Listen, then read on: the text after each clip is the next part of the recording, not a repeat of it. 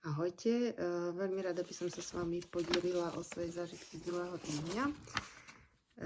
Zažívam každý deň také prekvapivé situácie, kde sama seba prekvapím, ako reaguje moje telo na pôst, na dýchacie techniky a mám pocit, že ako sa mi vyprázdňuje žalúdok, tak sa mi vyprázdňuje aj hlava a zbavuje sa všetkého toho bordelu, čo tam som si roky naskladala, všetkých tých škodlivých vzorcov a šialených myšlienok, ako všetko musím, ako všetko neviem čo, lebo sa zrúti svet.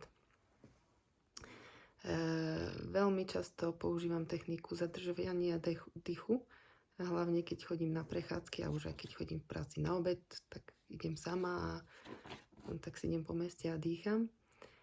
A je to úplne perfektné zistenie, že keď zadržím dých, tak moja myseľ nemôže rozmýšľať nad milión ďalšími myšlienkami a vecami, ktoré sa ešte udejú v ten deň, alebo na budúci deň, alebo o rok.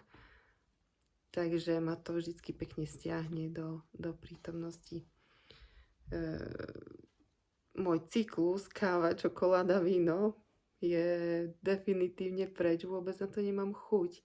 A je to taký začarovaný kruh, keď si človek dá večer víno, tak sa zle vyspí, ráno potrebuje kávu, potom z tej kávy sa ukľudním, potom mám nervy, tak si dám čokoládu, potom si dám zase víno, potom zase zle vyspím a tak to ide dokola. A teraz krásne spím, ráno si dám teplú vodu, predýcham si, môj manžel si myslí, že mi asi trošku preskočilo, ale je to v pohode, lebo som kľudná.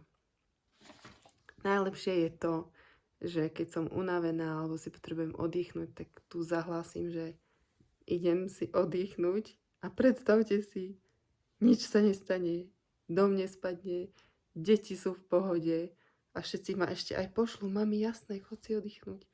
Takže to je perfektné, čo sme si my všetko, alebo ja som si všetko vytvorila, čo všetko musím a nemusím.